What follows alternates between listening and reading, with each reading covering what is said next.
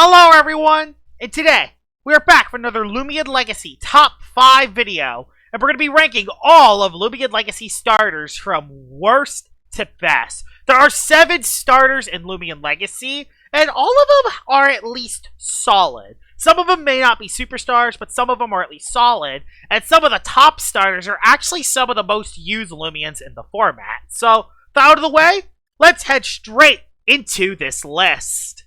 Number 7 on this list, and the worst starter in the game, is unfortunately Searknight.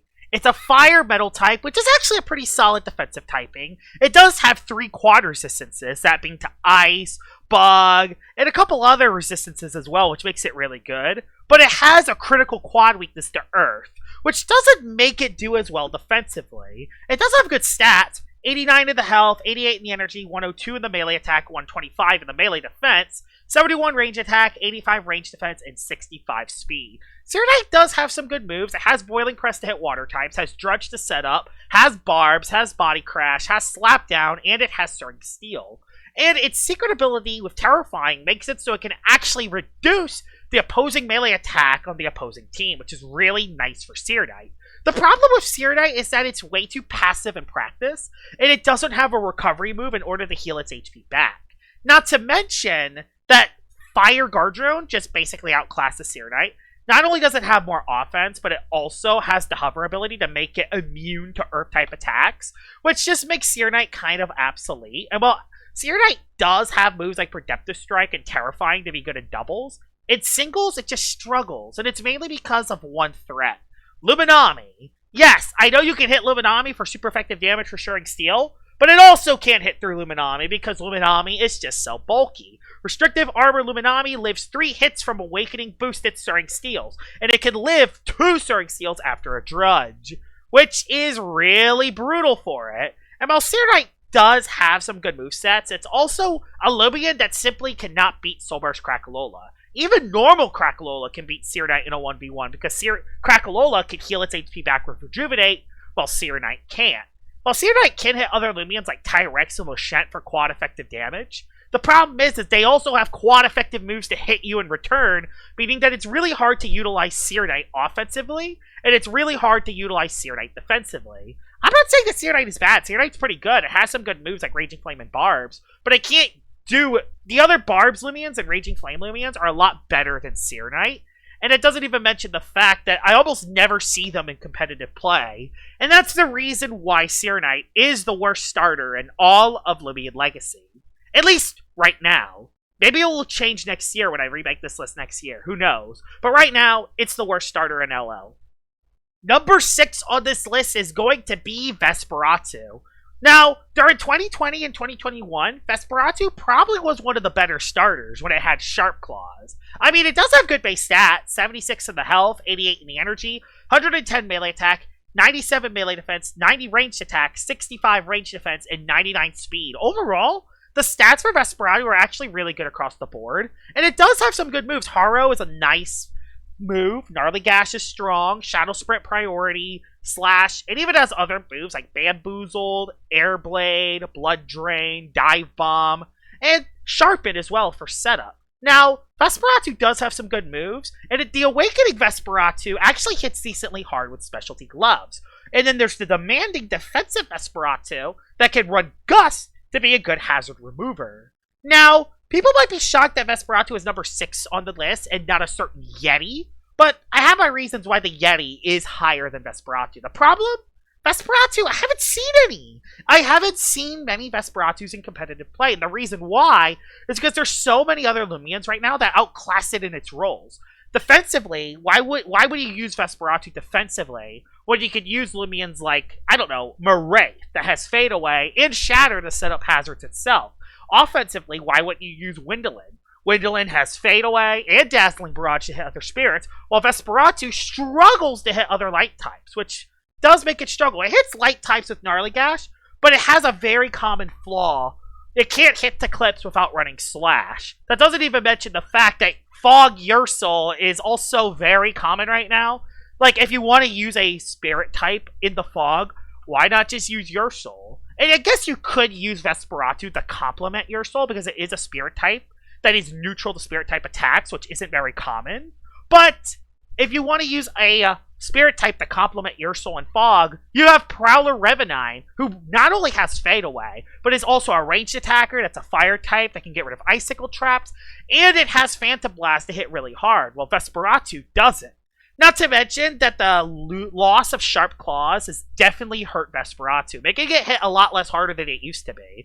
Now, Specialty Gloves made it so Awakening Vesperatu can hit at least as hard as Sharp Claws Vest, but imagine if it had Sharp Claws still. This thing would actually be a very big threat. But right now, it's just not that good right now, and it's not that common, and it struggles at breaking through Lashent without Specialty Gloves. And that's why Vesperatu is out of the top 5 on this list. Number 5 on this list is going to be an absolute shocker, because it's Himbrr. Himbrr and Vesperatu were actually very close together, but there's a few reasons why Himbrr is higher than Vesperatu. Unlike Vesperatu, I actually see people use Himbrr, and its base stats are actually really good. 132 in the health, 88 in the energy, which all the starters have 88 in the energy. 98 melee attack, 115 melee defense, 72 ranged attack, 75 ranged defense, and a slow speed of 45. Meaning that Himbrr can be used under Bane of Haste, but that's not its main set. Himbrr has gotten some brand new moves in Season 4 that actually makes it really solid. Yeti's Wrath was reworked to be basically Earth-type Rogue Assault, meaning that it has a way better stab move now. It also has Deep Freeze to hit water types, and it has Barbs, meaning that not only does it have Icicle Traps, but it also has Barbs as well. It also has Mudslide to remove hazards, and it has Quicksand to trap Loomians in. These ranged Himbrrs can actually hit Luminami and Searknight. That's a huge deal, because in the past, one of Himbrr's common threats, Luminami, was able to sit on it, and Himbrr couldn't break through Luminami. Now, it could trap it in with Quicksand, and then either hit it with a Deep Freeze, or set up a layer of Barbs as it pivots out. That's a huge deal, and that's actually a huge reason why Himbrr's in the top 5. Its ability to hit water types with Deep Freeze is a huge deal. Even if you don't run the Deep Freeze Himbrr, you have other options like Bulk Up, Rogue Assault, Yeti's Wrath, and Spike Rush, and you could even run Rogue Assault and Quick Punch as well. So this thing even has priority, so its slow speed doesn't really matter as much. Honestly, the big thing that holds Himbrr back is mainly its low melee attack stat. 98 melee attack isn't that good, and while it is boosted by Awakening, it could hit a lot harder. There's other starters that have a way higher attack stat that hits a lot harder than Himbrr. But it does make it up by the fact that it does have Earth Ice Stab, which nothing can switch into. Only Hover Guard Drone could switch into Earth Ice Stab, which you have Rogue Assault to hit Hover Guard Drone for super effective damage. Himbrr is very underrated, and I think its bulk always makes it a nice niche pick for teams, but it's never a superstar. It's never a Loomian that's going to be the superstar. It's always going to be a nice complementer for teams, and that's kind of it. And Ice Earth defensively is very questionable. Yes, you are immune to Zip Zap, but you are weak to Fire, Water, and Grass, which really does hurt in a meta when all those types of Loomians are everywhere. So yeah, Himbrr is very solid. It's number 5. It has some new moves to actually hit Luminami, which is nice, but it isn't any higher because it does lack a lot of offense, and it gets hit for super effective a lot of the time. And that's why it's number 5 on the list. Number 4 on this list is going to be the dumpster fire itself in Zuelong. Now, I was originally going to put Zuelong in the top 3, but it did have a critical nerf. It did lose Fire Breath, which means now it can no longer hit Tyrex and Lashent for super effective damage, which was a pretty big blow for Zuelong. Even without that, though, Zuelong is still a very good starter. Its base stats are good, 78 in the health, 88 in the energy, 92 melee attack, 109 ranged attack, and 119 speed. It's one of the fastest Loomians in the game, and this is a Loomian that has both Zip Zap and Ancient Roar. That's a huge deal. Zip Zap and Ancient Roar gives Zuelong so much momentum. It's also a very good supporter because it can Ancient Roar into something that's either offensive or something that's defensive, and then they can pivot into something else. Zuelong is one of the best offensive pivoters in all of Loomian Legacy, even with the loss of Fire Breath. With Specialty Goggles and very nimble, it hits very hard, and you can even run very smart boots if you want to jump more Loomians. It's a very good Loomian. It even has a lot of other coverage moves like Blaze Chomp if you still want to hit Lashent, Chili Chomp if you want to hit Gargolem and Plasmoth, or the uncommon Stun. You can stun an opposing bulky Loomian in, and then they will be able to get passive energy regen for the rest of the battle. meaning that Zuelong does have a lot of other flexible options, even without the move Fire Breath. Now, it was going to be a top 3 Loomian with Fire Breath, but without it, there are a couple more Loomians that can switch into Zuelong, mainly Tyrex and Lashent being the 2 big problem Loomians. It can hit Luminami, and it can pivot off of Tyrex and Lashent, but that's kind of it. It can no longer offensively beat them anymore. Despite that, though, Zuelong is still a very good Loomian. It's still a very offensive threat. And if you don't have a team ready for Zuelong, if you don't have a Zip Zap immunity, it just spams Zip Zap all the time, or Ancient Aura all the time, and it just gets so much momentum off your team. It is still a great Loomian, even with Fire Breath, and honestly, I think it needed Fire Breath to get removed. Not to mention, its new move, Typhoon, actually makes it so it actually hits Crackalola before its Soul Burst for super effective damage. And even other Loomians, like Brawler types, it can hit for super effective damage as well. So, Typhoon can be ran, but it isn't the best new move for Zuelong. I still think having a move like Blaze Chomp or Chili Chomp is better for Zuelong. Not to mention that Brute Force makes it so Elemental Burst and Thunderstrike does a lot more damage, and the Awakening makes it so Zip Zap does a lot more damage. So there's a lot of different ways you could run Zuelong as well. Not to mention Electric Ancient's actually a solid defensive typing, meaning you could actually switch into a lot of threats despite being very frail. That's why Zuelong is number 4 on the list, but the loss of Fire Breath definitely keeps it out of the top 3. Number 3 on this list is going to be a shocker. A lot of people would put Falkyrie number 2, but honestly, I have my reasons why I did not put Falkyrie at number 2. But Falkyrie had a huge glow up in Ranked Season 4. It got 2 new moves that makes Falkyrie really good. It has Hasten, meaning that with Smart Nimble, after a Hasten, you outspeed every Loomian in the game besides Boots Loomians. And with Lightspeed Ray, if you're a Magnify setting Falkyrie, you have priority to hit those pesky non-plant types for a lot of damage. Falkyrie has really good base stats. 86 in the health, 88 in the energy, 125 range attack, very good bulk on both sides, and 75 speed. 75 speed is a little slow, but that can be patched up after Hasten. And honestly, its moves are very strong as well. Nova Blast is a very high base power move. Metal Blast and Holy Slash are nice moves. Holy Slash can hit Lashent for super effective, meaning that Falkyrie, after a Magnify or a Hasten, can actually break through Lumishent, which is a big deal. You can even set up a Hasten and then flash and flee out, generating a lot of momentum, kind of like Zuelong. And it also has other moves like Raging Howl and Airblade, in case you want to hit those pesky fire types for super effective damage. Now, the reason why Falkyrie is number 3, despite having all those new moves and it being very powerful sometimes, it does have a fatal weakness. Plant types can stop it in its path. Even if it has Metal Blast or Holy Slash, after a Hasten, it's never able to OHKO a plant type, and you're not able to Lightspeed right past them either. And it doesn't help that one of the most common plant types right now is Tahtab. Not to mention that Soulburst Gasstroke sits on it, Malmurk sits on it, Banfino is pretty common right now, it sits on it. It needs to be the Magnify Falkyrie in order to break through it. And every time I use Falkyrie, it's always disappointed. Be fair, I'm always facing 3 plant types or Maraith every time I face it, but still, the fact that there are a lot of Loomians that can just blanket wall Falkyrie makes its role as a setup sweeper and potential wall breaker very rough. Not to mention that offensive typing wise, light metal is just not really good. Now, I can see why people want to put Falkyrie number 2 on this list and not number 3, but it just hasn't performed anytime I used it. It might just be the fact that I haven't used Falkyrie too much and I struggle to use it.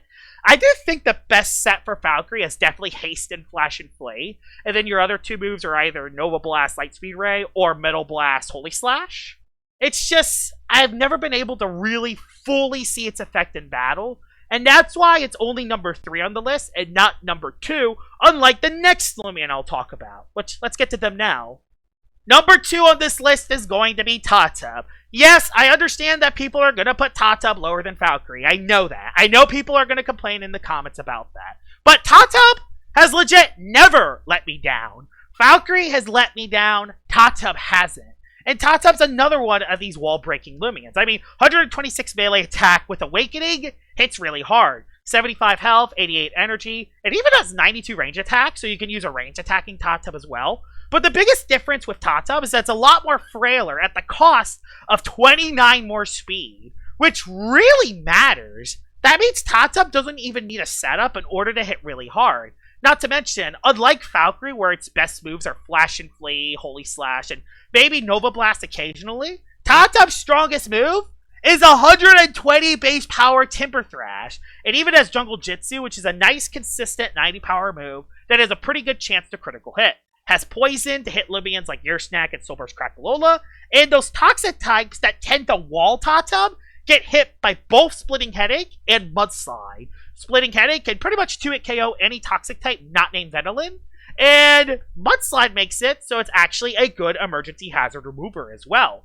You can even run the Secret Ability Tahtab as well. Secret Ability Tahtab has Thriving Pace. You do lose a lot of damage on your stab moves, but you could run Bulk Up instead. And then after a Bulk Up, not only do you outspeed every Lumian in the game, but you can also hit it with a harder Splitting Headache, and switch your moves up, which makes the Secret Ability Tahtab actually very utilizable. Not to mention that Tahtab's one of the best Lumians that can run the specialty items. Specialty Boots Very Brawny is a very good late game cleaner, and Very Nimble Specialty Gloves is a very good late game wall breaker as well. Tahtab could pretty much do anything offensively, and that's what makes Tahtab one of the best starters in the game. The amount of damage this Jungle Jitsu cat can do is insane. Like, it 2-hit KOs most frail toxic types, which are supposed to be the counter for Tahtab. You know, toxic types, they're supposed to resist your both stabs. It just 2-hit KOs most of them anyway, which is absolutely insane. And then even if you predict the Splitting Headache coming into Venusaur, it can 2-hit KO that Lumian too. Your Snack can usually wall it, you hit it with Poison. Crackalola switches in, you hit it with Poison. And it even has Wonder Herb as well as a fourth move, meaning that if you do get burned from Jungle Jitsu on a Scorching Skin Crackalola, you can click Wonder Herb and heal your status conditions away.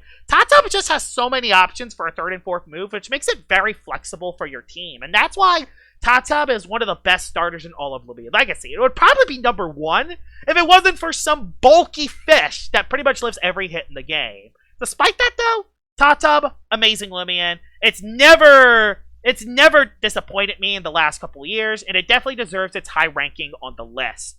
Let's get to the best starter. The best starter in all of Loomian Legacy is Luminami. I don't think anyone is shocked that Luminami is number 1. You know how Tahtab is number 2, and how I say that Tahtab is a really good Loomian? Well, Luminami body's number 2. It's so far up. It's so much higher than the number 2 spot. This is the best Loomian in Loomian Legacy right now. There, I said it. Let's look at its base stats. 105 HP, 88 energy, 94 melee attack, 95 melee defense, 98 ranged attack, 85 ranged defense, and 60 speed. Pretty much everything about Luminami's stats is good. The only thing that isn't good is the slow speed, but that actually is good on Luminami because it's a defensive Lumian with Flash and Flay. It also has the ability Power Napper, where every time you switch, you actually gain free HP back, which is amazing. And it also has a lot of coverage options right now, like Wave Wrecker, Frost Beam, Mega Chomp, Thunder Chomp. It even has other moves like Blind Spot Batter and Radiant Rush if you want to use a light-type melee attacking move, which is really nice for Luminami. The thing is, the move Luminami is clicking 80% of the time is Flash and Flay. And Power Napper, Restrictive Armor, Luminami with Flash and Flay is one of the best defensive Lumians in the game. Not only is it a Loomian that can pretty much live any hit in the entire game, but it lives it comfortably too. It lived Vulgar Fangs from a Joltooth. It didn't even do half.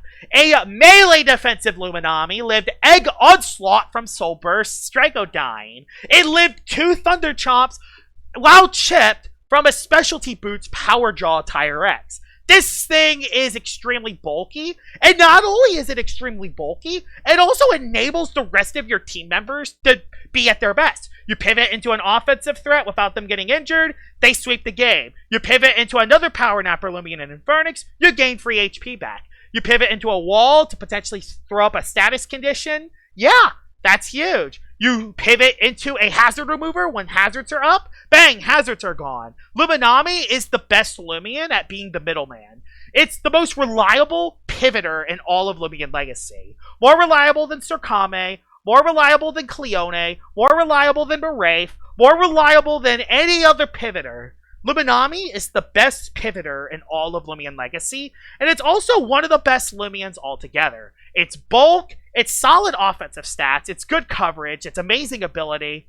It's even really good typing. Water Light is actually a really good typing as well, as it makes you immune to Fade Away, which is also a bonus. The only thing Luminami can't do is remove hazards or place them up. But other than that, Luminami can do everything else. It's pretty much the perfect Loomian.